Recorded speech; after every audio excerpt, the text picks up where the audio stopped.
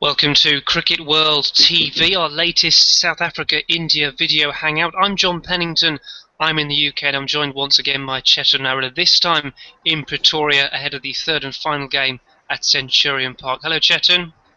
Hello, John from Pretoria.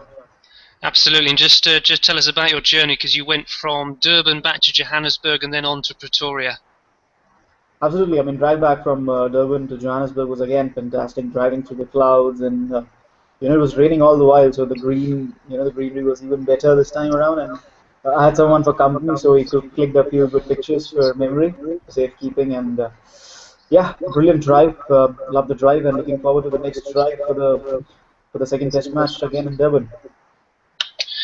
Absolutely, and let's just look back on that Durban second one-day international. I'm reluctant to sort of say it was deja vu, because India's bowlers actually did a bit better this time around, holding South Africa to 280 odd, but the batting was pretty unimpressive. Just give us your insight as from an Indian sort of fans and journalist point of view. You sort of had to suffer that heavy defeat firsthand.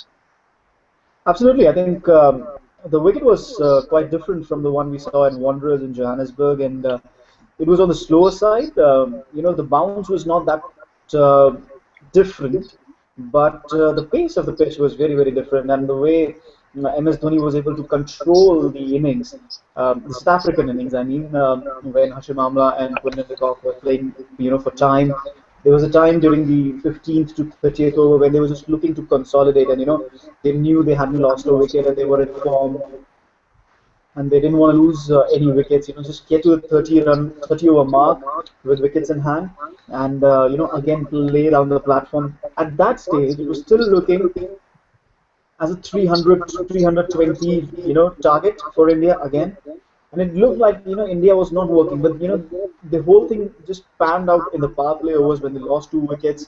Quinton de Kock got out and AB de Villiers got out. And at that moment, you realize that, what Dhoni has done is reserved his last 20 overs for his full-time bowlers, and as a result, he was able to control the last 15 overs or so. Yes, the last couple overs with Umesh and Ishant went for runs, but that's okay, because that will happen in the deck, and that's something you're unavoidable. Out of 2 out of 10 overs go for runs, that's still okay. So they still ended up at 280, which I thought, because the team has been chasing 300, 300 plus in subcontinental competition, 350 plus. I thought 280 on that pitch, which was not really pacey and not really, too bad a bounce. It was still chaseable if we got a good start. And the shot selection of the Indian batsman was really disappointing, especially Shikhar Dhawan playing out the cut. Virat Kohli got a very good delivery, just trying to open the face, but he was out caught behind. But, Rohit Sharma, fantastic catch, got out too. So, uh, some poor shots, some fantastic fielding, some good bowling, and the top order collapsed. And once that happened, Ajinkya Rahane, I thought that was a horrible, horrible shot to play, because I thought he was more comfortable than what Suresh Raina and Yuvraj Singh have looked, not just in South Africa, for a long time now. They have been out of touch, out of form.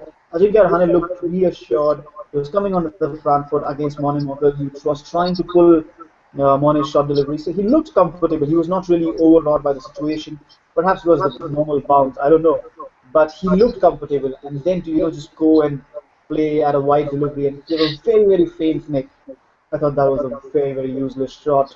So yeah, all in all, poor performance from the Indian batting, and that's one. The big point is, before the first ODI, we were talking about how poor the Indian bowling is, and suddenly it's turned to how poor the Indian batting has been in these two matches. So quite a turnaround for India, and not really a good one for them.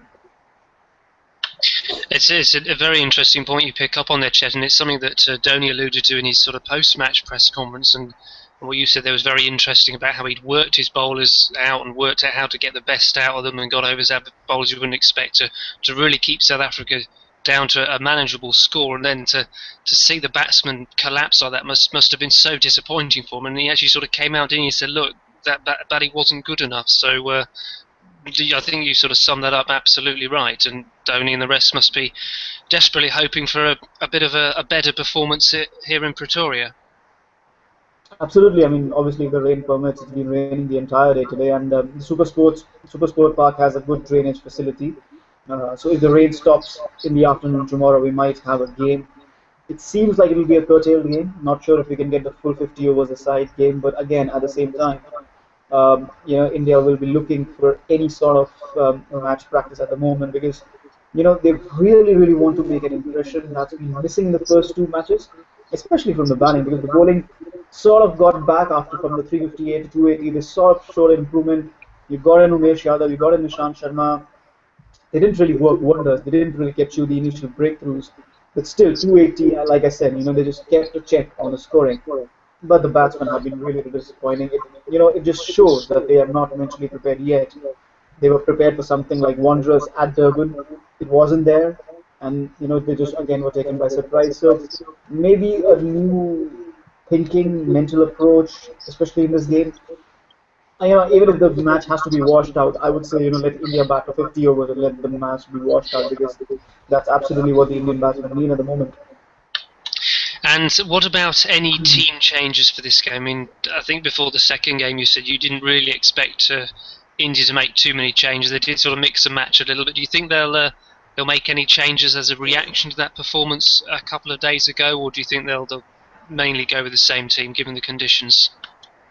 I think the bowling attack was a little more decent and suited to the conditions because Umesh Yadav has a little more pace. Ishant Sharma also has comparatively more pace than Bhuvneshwar Kumar and Mohit Sharma. So you need a little more pace. And again, Bhuvneshwar Kumar and Mohit Sharma was not getting too much support, too much movement in the air.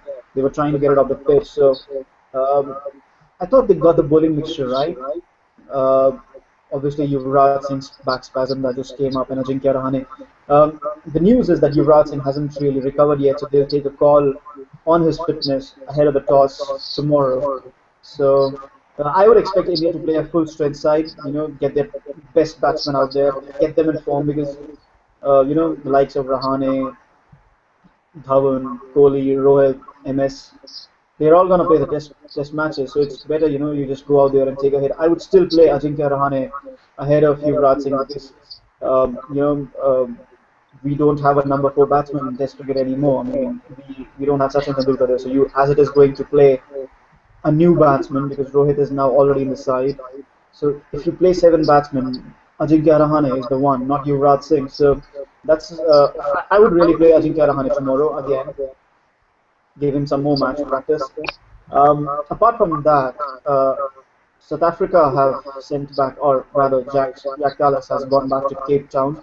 He's not playing tomorrow's match, the two Test match series, and a 50-50 chance that Stale and Walker will also not play.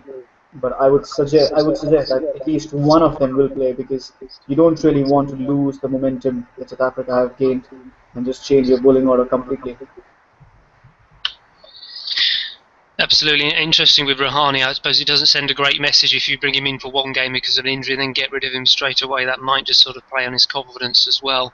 And understand you've been in some press conferences today. Just tell us who you've been hearing from and what, if any, sort of pearls of wisdom they've given you. Well, from the South African side, we had Ryan McLaren today, and basically he just spoke about how South Africa don't want to let out their intensity. They want to win the third match as well, keep the momentum going in the Test series, like I just said. The one point was that because Jacques Kallis is not there, he might have a bigger role, which he said wasn't really the case because Henry Davids will be probably coming in and taking over that batting position. And what he said was that if you compare me with Jacques Kallis, it's like comparing a city golf with a Rolls Royce, which I thought was a brilliant remark. Rohit Sharma came from the Indian camp and he talked about the shot selection, which left a lot to be desired in the last match, and how the individuals need to cope with the different conditions rather than as a unit, which I also thought was a right point because so far they have not been struggling as a unit but more individually because they need to find those individual answers, and once they do that, then only can they can start clicking as a unit. Uh, he supported the middle order batsmen because they haven't really got. He said that they haven't got much time to bat in the middle order because the top three of them have been scoring all the runs. While that is true to some extent, but there's still something called contributing to a victory and all. And Suresh Raina and Yuvraj Singh haven't looked the part ever since the ODIs against Australia and West Indies started. So that's a bit of a disappointment. Um, Apart from that, like I said, Yuvraj Singh's call tomorrow 50-50, and Rohit Sharma impressed that India really wants to win this match, and they're really desperate to make a mark on this tour.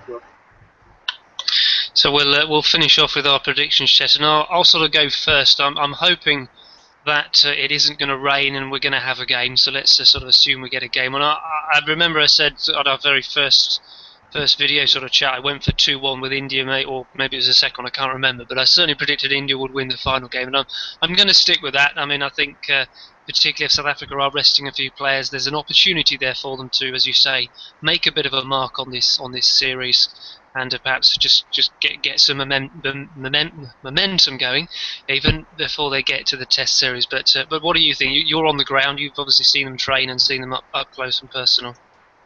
Well, I think it's going to be a rain curtailed game, and if that's the case, I would go with India because they really have the desire to win this one. And of course, the fact that South Africa will not be playing with either one or both of their premier fast bowlers, even if they don't play with Steyn. You know, Steyn has been a big factor in the first 5-10 overs for India. So, I mean, basically, in both the matches, he's finished the game in the first 10 overs of the Indian batting. You know, his first 5 overs have been lethal to Shikhar Dhawan, Virat Kohli, and Rohit Sharma. He's targeted those three batsmen and he's been successful. So if Steyn alone doesn't play, you know, 50% of the aggression from South African camp goes out. So if Steyn doesn't play and if it's a rain contained game, I think India will win. Lots of fifths, but I'll still go for still go for an Indian win tomorrow because I think they really want to do something about this downturn they have had. Great stuff. Well, Chetan, thank you very much for joining us today. And we, of course, look forward to the game. Fingers crossed that it isn't rain affected, but if it is, it is. And we'll obviously catch up again after the series and looking ahead to the Test series. Cheers, So, Chetan,